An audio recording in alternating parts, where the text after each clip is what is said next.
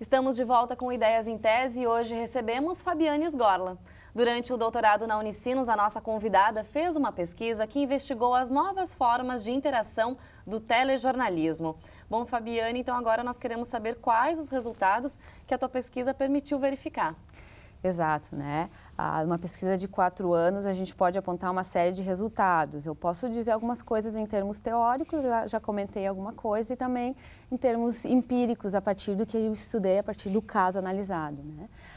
E posso dizer, então, em termos teóricos, que uma das preocupações foi justamente fazer esse balanço entre o que a gente tem como teoria, como discussões da mediatização na América Latina e o que a gente tem na Europa, né? Então, algo que eu posso trazer à tona é que na América Latina a gente estuda muito esse processo de mediatização ou a transformação de tecnologias em meios ou a forte presença da mídia na sociedade a partir de estudos que são mais voltados aos discursos, né?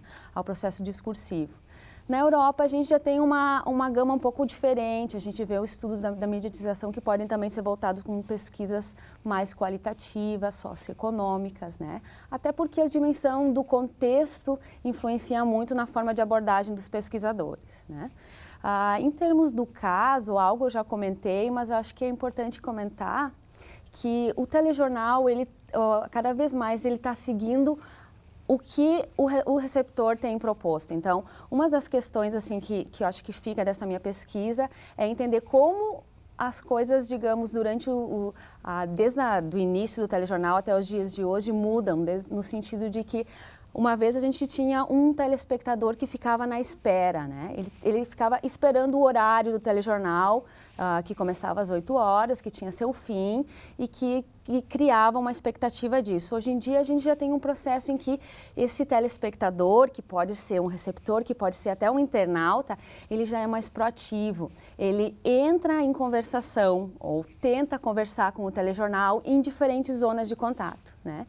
E no caso analisado, pude perceber justamente que o telejornal, Jornal Nacional, no caso da análise, ele já está elaborando estratégias ou está pensando esse relacionamento, essa forma de contato com esse telespectador que está inserido nas redes sociais de modo estratégico, já não é mais aleatório. Então, ele produz vídeos especiais para isso. Ele propõe a dar respostas às questões que surgem ali.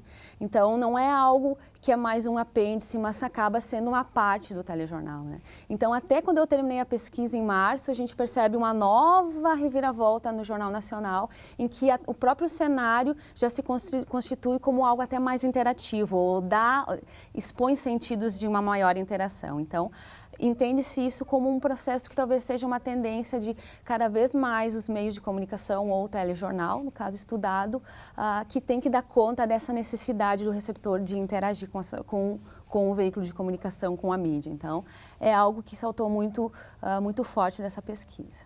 Qual a relevância que você vê, então, dessa pesquisa para a sociedade?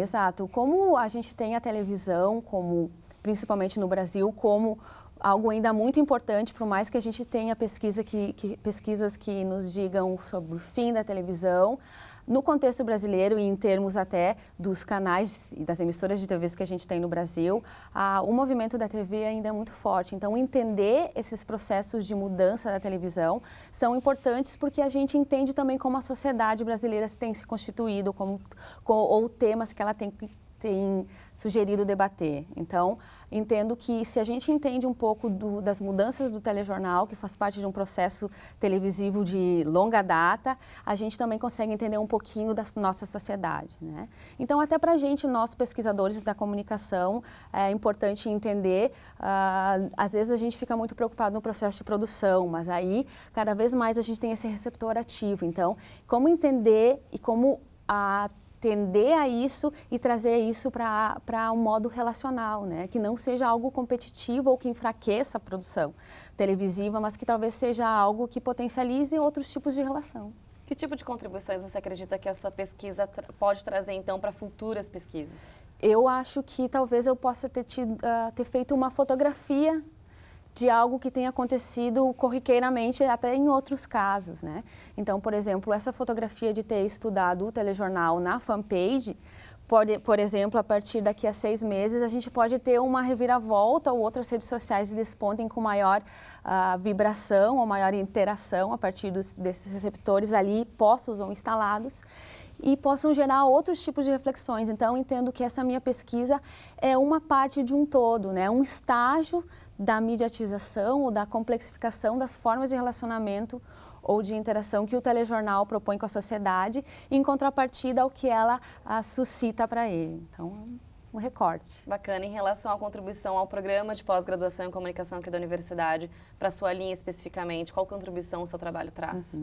Eu acho que contribui bastante no sentido de mostrar a mediatização na especificidade da televisão, né?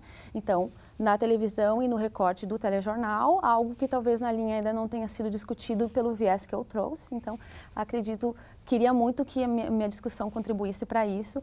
E também entendo que houve uma contribuição a partir do momento que eu fiz essa inter-relação com pesquisadores de outros países com o que a gente discute aqui na nossa linha de pesquisa e também na América Latina. Então, eu acho que nesse sentido eu também posso contribuir e já me sinto um pouco feliz de alguma maneira como pesquisadora que alguns colegas já têm me solicitado, você poderia disponibilizar a sua pesquisa para poder compartilhar as suas ideias na minha tese ou na minha dissertação. Isso também já vejo um resultado de que a coisa já está andando, que as coisas já estão sendo alinhadas. E como é que foi teu período profissional durante esses 4 anos, né? Você pode comentar para a gente? Então, foi muito desafiante no sentido de que durante os 4 anos, eu trabalhei também, né? No Brasil, a gente tem não tem essa, digamos, flexibilidade, como eu percebi na Europa, de todos os pesquisadores serem ou bolsistas ou terem um incentivo. Então, eu levei o trabalho e a pesquisa junto e eu acho que eu consegui dar conta. Tive dificuldades, como todo mundo tem, mas dei conta. Então, desde que eu iniciei o curso de doutorado, eu também iniciei a minha vida como docente. Então, do doutorado nasceu uma professora também, que foi uma área que me encantou e cada vez mais tenho aprendido sobre a área da docência. O que você espera para o futuro, então? Tenho planos de continuar como docente, né, como professora universitária e tenho muitos projetos de pesquisa, né? Quando a gente termina uma pesquisa, já vem a vontade de continuar pesquisando. Então, tenho outros projetos que já estão em andamento, tenho sim vontade de fazer pós-doutorado. Mas seguir nessa linha que você já vem trabalhando ou novas perspectivas? Eu entendo que agora eu continuarei na área da mediatização, né? Talvez pegando outro contexto de mediatização, outro caso, mas a abordagem que eu quero continuar trabalhando é na área da mediatização. E, como eu comentei, talvez fazer alguns links com outros países, com outras universidades, que é interessante também. Talvez fazer um pós-doc fora também, no exterior, seja uma ideia. Certo, exatamente. Tá certo. Então, Fabiane, muito obrigada pela tua participação, pelas informações. Sucesso! Muito obrigada pela oportunidade. Obrigada. Obrigada, até a próxima. E se você quer saber mais, a tese de doutorado de Fabiane Sgorla está disponível no site unicinos.br/biblioteca. O Ideias em Tese fica por aqui. Você pode conferir essa e também outras edições do programa pelo canal youtube.com/TV Rádio Unicinos. Até a próxima. Tchau!